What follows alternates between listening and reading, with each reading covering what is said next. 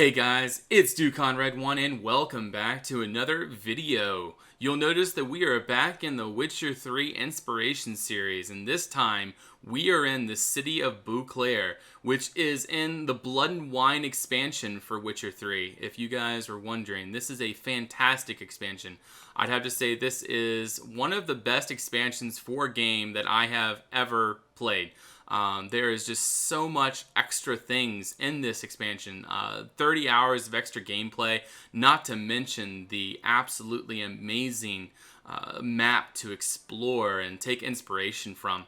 So what we're going to be doing is sort of walking through this world, looking at the inspiration, trying to figure out ways that we can possibly implement this into our Minecraft builds. For those of you that are maybe not regular to my channel, I am a Minecraft builder, and we try to take inspiration from Witcher 3 in order to help inspire people, the viewers of my channel, to build in Minecraft and maybe give them some ideas, aka inspiration.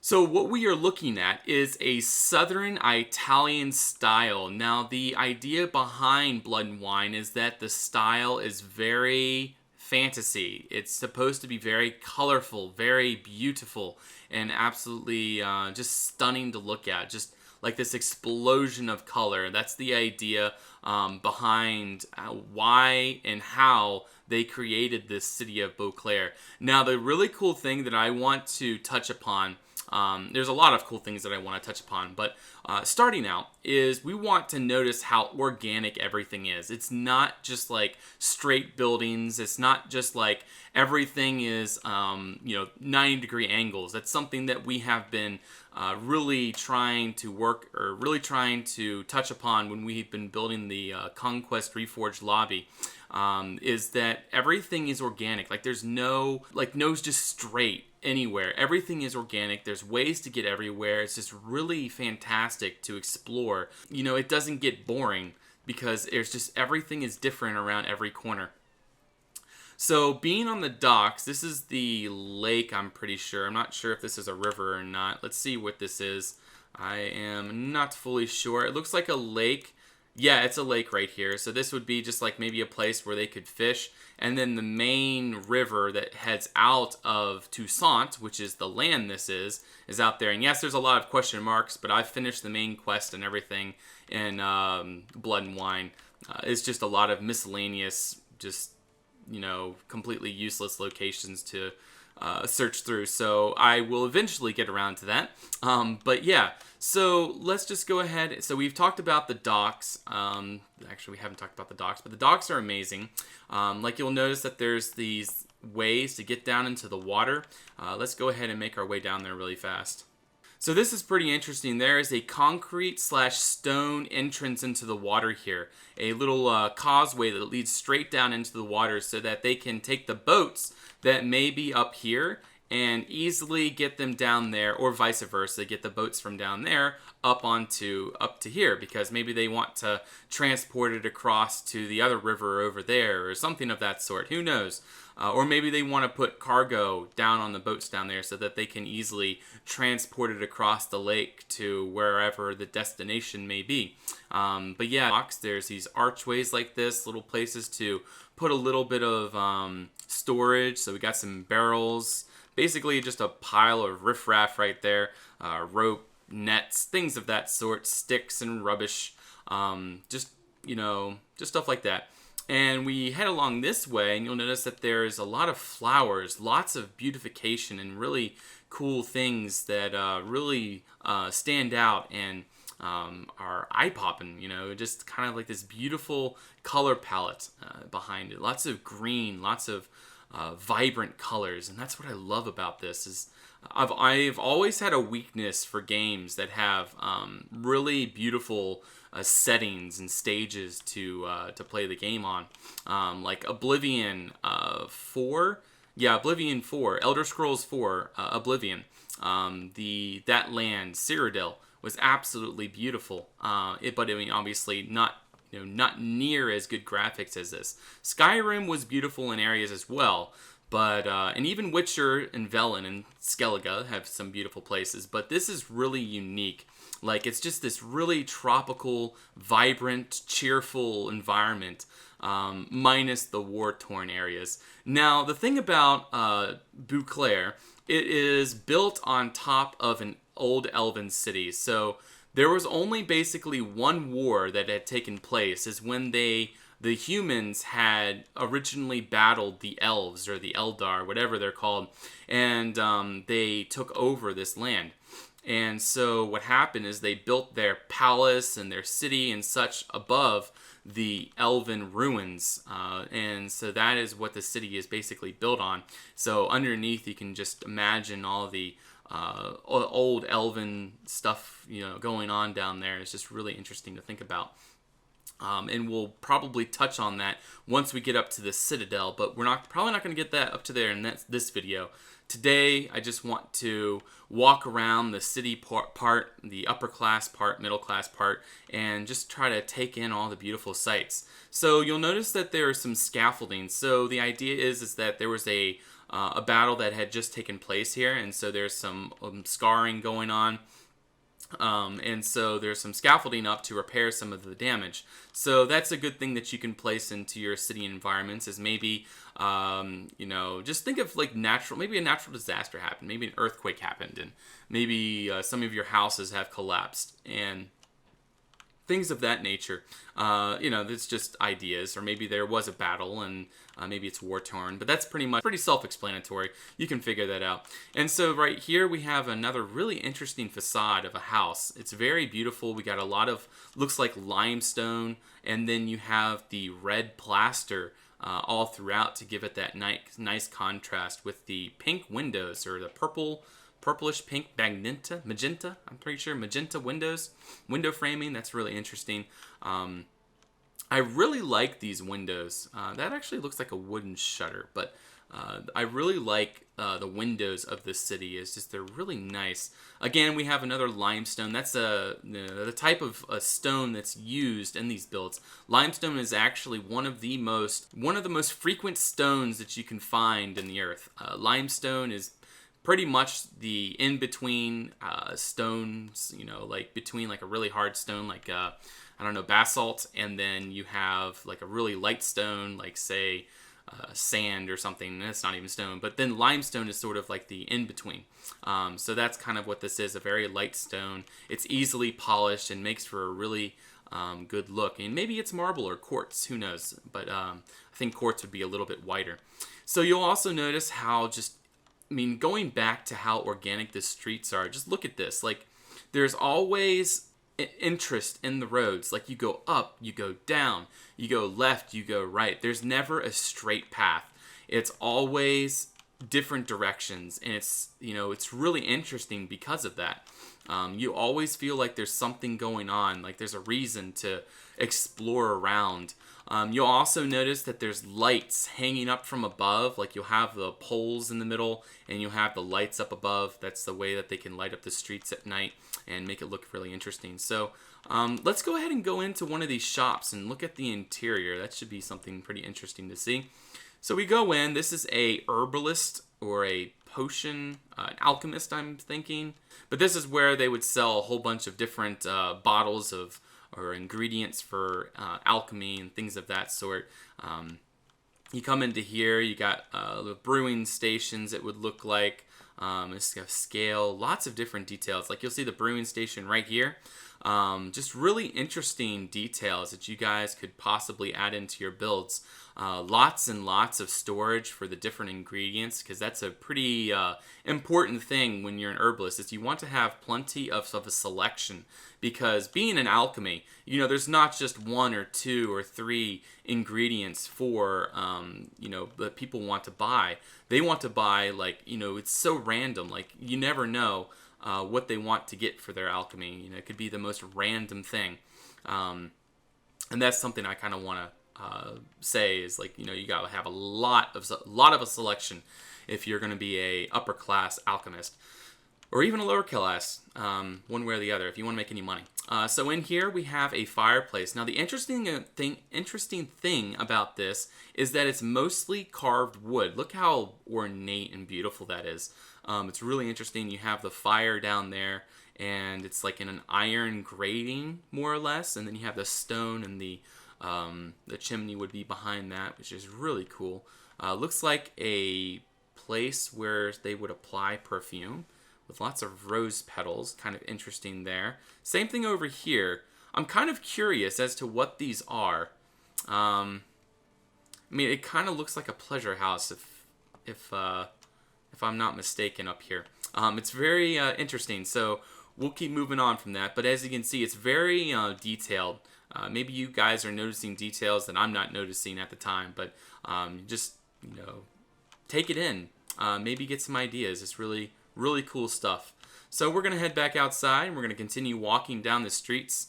Looks like it's getting a little cloudy out, so it might be good for me to go ahead and meditate. We'll just keep walking around a little bit, and we'll just deal with the lighting for now. So this is actually a really good place to take in the details of the surroundings. This is actually a really good square. Let me go ahead and meditate and change the time. So I changed the time because I wanted to have a better backdrop. I feel like the lighting is much better now. The colors are much more vibrant. Before, it just seemed like everything was gray and sort of grayed out, and it didn't really look as nice as what it could have and what it does now. So we're going to go ahead and dive right back into what we were doing. And the first thing that I noticed is this bell tower right in front of us. You'll notice that it has 3 bells at the top, which is a pretty interesting thing. It's so basically, while this whole thing is moving, I guess each one of the bells is on its own axis. So there's always a bell ringing versus saying like there's only one bell. You got to hear the ding, dong, ding. This would be ding, ding, ding, ding, ding. There'd be a constant bells ringing, and I guess that would be a good time to announce wartime, maybe to announce a meeting or an event in the city, things of that sort. I think that's a really cool design there, and an idea possibly for your guys' build. And then underneath you have the road, which goes right in between. Now always keep in mind is the tower should be well supported, so this looks a total of maybe 11 meters thick, and then you'd have probably 3-meter thick walls on each side, possibly, and then you'd have the remainder meters for the road in between. Just an interesting possibility that you guys can look into. But yeah, really cool bell tower. Think about it. So then we come in through here. There's the different facades. Again, we have very angular sort of designs. Now, being a square, this is I'm guessing this is the town square. This is where a lot of activity could happen, maybe a party or something of that sort. I would guess like festivals would happen in this area. In this case, they're doing a lot of cleanup because, again, after the battle, there's a lot of cleanup going on. So they're taking away maybe broken furniture. We have random pallets, I guess, for scaffolding, things of that nature. I'm not sure what this building is over here, but I really find it quite interesting how you have the pillars as the facade, and you come back in. It's really interesting. It's not really a building of sorts. It looks, it's a market. There's lots of markets. It looks like markets. I'm not quite sure. Maybe that was a toy shop in there. Looks like they would sell fish there. We go over this way. Yeah, this is markets here. It's like an indoor old variant of a shopping mall. And it's just a interesting thing you could add into your build, depending on the style, of course. Not all builds would have indoor shopping malls. Most of the marketplaces and things would be outside, as we'll find throughout the rest of the city. So again, we have some more, like another courtyard out here, another place to just enjoy the beautiful city. Now, you'll notice that this is not the typical dirty medieval environment. Being Toussaint, the idea is that it's a very fantasy land. It's very, they are very, they've never really seen war here, other than, the original takeover of the Elven fortress up there. Or this used to be Elven City or whatever. But now it's, it's just a beautiful land that is just, it's pretty much just a beautiful land that is not not undergoing any turmoils at the time. I mean, obviously, you always have something going on in the background. As you figure out in Blood and Wine, you, as the Witcher, have to figure it out and fix the problem for them. But once it's figured out, it returns to this paradise of a land that we are walking through and enjoying. So this here is a pretty interesting part of this city. Again, we have some war-torn areas, lots of scaffolding up on the walls to try to repaint, rebuild, and such the city, because it has sustained some fire damage and things of that sort. But yeah, this is really cool right here. It almost looks like a courthouse or something, or maybe a town center, a town hall maybe. You got the giant front doors. I'm pretty sure there is a sign in front of it, so maybe you can. Yeah, you can go in here. Okay, so this is a bank. This is a bank. So this is really interesting and maybe inspirational for some of you guys. So this is somewhere where you can, I guess, you can talk to the clerk and get your money and things of that sort. Really cool. Same thing up here, but this is more public. This would be like somewhere where you're making easy transactions, but if you want to make private transactions, you go into that other one over there. Now, I'm pretty sure we won't be able to go into the vault, even though I really want to go into the vault. Maybe we can, because usually the vault's down below, and we're going downwards, so I'm hopeful.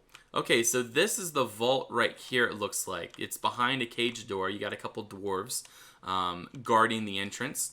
And as you can see inside, you can see several cages just like this, cage doors just like that, and inside those cages are safety deposit boxes. Same thing with out here, but those back there are a little bit more defended, or a little bit more well managed than the ones out in the front. So this looks like a records keeper, a place where they would hold records for the bank, and like everyone's that has deposited money, and also their history, such of things like that would be kept there. So really cool. I actually really didn't think I'd be able to go that far, and that they had gone this far in detail in here, but they have, and it's really, really cool. I love seeing all this detail. It's just amazing. That's the really cool thing about The Witcher, is there's no lack of detail. Obviously, there are some interiors that aren't done, but the creators of Witcher just have gone all out to make this as quality as they could. Looks like this is like the head boss's office in there. You can't really see much. Unfortunately, I can't go in. Maybe there's a mission that I could do so that I could go in there.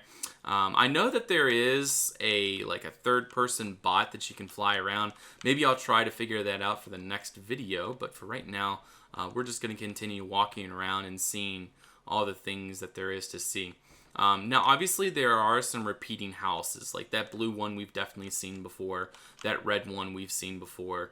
Things of that sort. We've definitely seen, see that blue one right there is the same as that blue one over there. So there is repeating houses. But they do that because, you hardly notice it. It's not extremely noticeable, but when you do, it just it's annoying. But see, that house right there is the same as that one back there, in between those two houses. But it's just, still, whatever. It's cool. But yeah, again, the limestone with the pink plaster, limestone with the blue, and then that just looks like a full limestone house right there. Really, really cool. Let's see if we can go into any of these houses. Usually, you can only go inside the houses that are businesses. That's the thing about them. Okay, so I'm trying to figure out.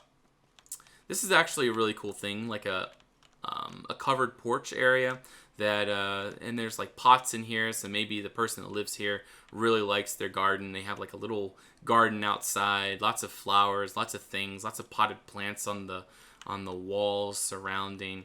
It looks really cool.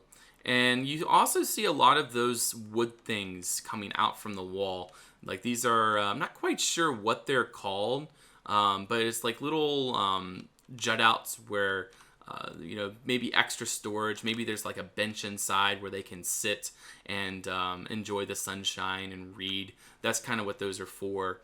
as just sort of beautification factors, not only for the outside but also for the inside. So I think we're actually coming close to the end of this video, but we'll try to bring in a few more things, just try to talk about a few more things before we leave. For example, this right here is really cool. I love the roof up there. It's like you have two A-frames, or you have a gull wing. That's a gull wing roof right there. It has a soft slant, and then it goes more, and then it's like sharpens as it goes up. Really interesting with a pediment right there. It looks pretty cool. And then you have the central sort of tower, but it's not a tower. It's just like a pointed roof at the top. Really cool. I really like that. Let's see what's back here. I didn't actually know there was that sign there. Okay, so we have this random kind of alleyway that goes back here. You have a nice mural. And it looks like at one time you would have been able to walk down there, but not anymore. But that's a really interesting little alleyway. Kind of unnecessary if you ask me, but who am I to say? I think that looks pretty cool in any case. Again, you have another garden back here with stepstones in it. There's just so many details, so many things that you guys can probably take inspiration from. Like this lamppost, for example, is made out of a stone, and then you have the lamps on top, and that's actually a really cool idea. Is instead of having like, I mean, actually, it's not really a good idea, because when it would rain, the candles would go out and it wouldn't really work. But I was just thinking maybe it'd be cool to have a texture in Conquest where you kind of have like an open holder like that with the sort of the fire on the inside. I think that's pretty cool. So we're not going to go down there. We want to stay up here. I'm just going to try to point out a few more details before we end the video. I'm going to go up the street a tad and hopefully find a few more things to point out that would be interesting. Like this archway up there, that's pretty cool, right? Now, Beauclair is not defensive at all. Like there's no gates or doors or anything. It's just meant to be beautiful. And they definitely pull that off really well. Actually, it doesn't look like that's a walkway. It just looks like an archway with arches up there. I thought that was like a little walkway up there, but it's not. Okay, so we're going to head into here. This here is a tailor. This is where you would get your clothes fitted. So that's the all-knowing, omniscient tailor. So basically, if you aren't wearing the clothes he approves of, is you are a vagabond. So you come into here, you got a little place where he would do his work, a little desk that he could design his clothes and like fashions and things of that sort. I'm guessing the clothes would probably be made in here. You can't go into the door, but maybe they'd be made downstairs or upstairs, or maybe they'd be made elsewhere. Maybe he's just the merchant and he contracts people to create the clothes for him. That's a possibility. So let's just keep going up this way. I'm gonna before we head that way, I want to head over here. We're gonna finish the video off over there. But in here I thought was pretty interesting. It's like a little inside garden area. It's just like a really pristine place where people can sit. Maybe they can drink their wine, just talk and laugh together. You got a couple pools of water, it looks like, where they can wash their hands or whatever they do. And this here is the bridge that leads across the little creek in between. That leads across over to the Citadel. Again, that'll be a later video. We aren't going to go over there today. That is for later. I think there is the Warriors Guild in here, or the Knights Guild. It's up here, I think. If I'm not mistaken. I think I'm mistaken. Yes, I am mistaken. There is a Knights Guild somewhere. Oh, it's over here. This is the Knights Guild. This is basically... The land of Beauclair works off a system. There's no soldiers in Beauclair, or there's no soldiers in Toussaint. Basically, they just hire, they are on the chivalry system, and they give rewards to knights for doing good deeds. And to collect your rewards, you come into a shop like this.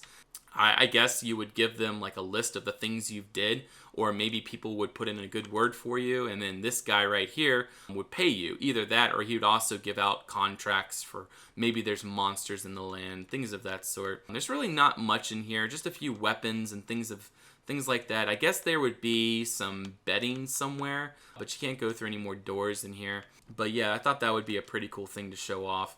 Again, the streets are organic and amazing. I love it. Look at this tower right here. Let's just look at that tower really quick. You have the round tower up top, and then you have the 4 little corner decorative things coming out the sides, and then it's a square tower all the way down. But really, really, really nice. I can really see someone doing a good job with that. And again, another thing that's interesting is that it has a green tin roof, or a green copper roof. Oxidized copper roof. How does that sound? But yeah, you come into here, lots of flowers. This goes underneath one of the houses, and this looks like a door you can go through. No, you can't. Ah, man. But yeah, we'll come down here, see what there is to see, and I think we'll go ahead and end the video with a nice view of the Citadel. Yes, that seems like a good view. Let me turn around, and there we go. Alright guys, well I hope you enjoyed this video. I hope that you saw something that was interesting and inspirational.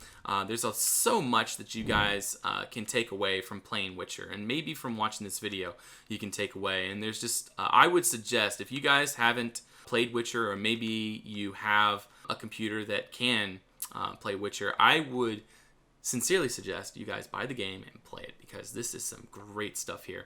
And not only the gameplay, but just the looks of everything is just amazing. So I hope you guys have a great day or night wherever you're from, and I will see you on the next one. Don't forget that I have a Facebook and a Twitter you can follow me on, and I will see you guys next time. Till then, bye-bye.